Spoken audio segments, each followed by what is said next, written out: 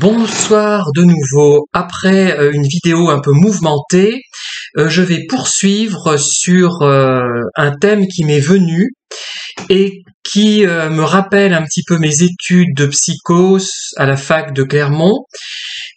Il y avait une stratégie qui permettait de ne pas subir la comparaison sociale qui pouvait souvent être à notre désavantage. Je pense notamment au test de QI.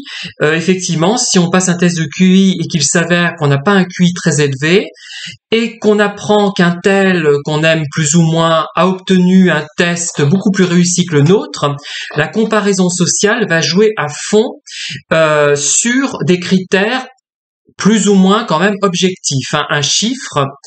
Après, on peut trouver des explications situationnelles pour justifier notre moindre compétence, notre perçu du moins, et dire ah ben ce jour-là j'avais trop chaud, j'avais mal au ventre, je n'étais pas à l'aise, etc.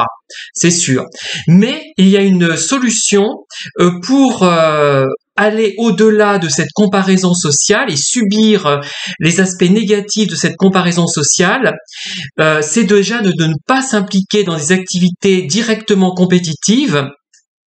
Par exemple, comme, tiens, je pense au jeu d'échecs, un sport quel qu'il soit, le tennis, je ne sais pas, ce sont des activités compétitives où il y a un résultat, une réussite ou un échec plus ou moins grand, un écart plus ou moins important avec l'adversaire, etc.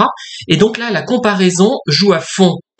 Et si soi-même on a besoin de se requinquer et d'avoir une image de soi positive, il faut faire appel à des activités dans lesquelles la comparaison sociale est moins forte, où la subjectivité entre pour une grande part. Eh bien, il y a les activités, par exemple, artistiques, où on n'est pas directement en comparaison avec les autres. Par exemple, si on est peintre, il y a une forte subjectivité dans la peinture, dans le goût qu'on peut avoir pour une peinture, hein. Bon, après, il y a des choses qui sont peut-être facilement considérées comme franchement mauvaises, mais c'est très quand même discutable, et l'estime de soi est préservée d'une certaine manière, hein.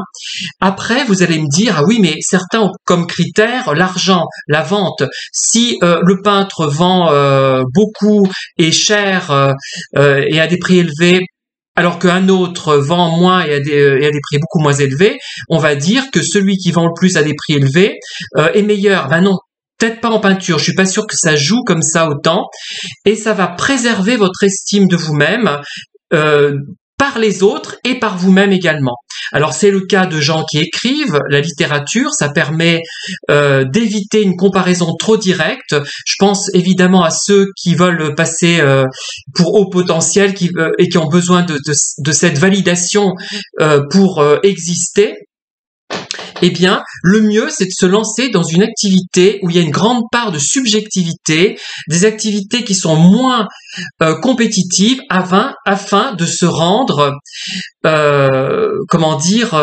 inclassable, de se rendre impossible à évaluer finalement de façon directe et de façon nocive.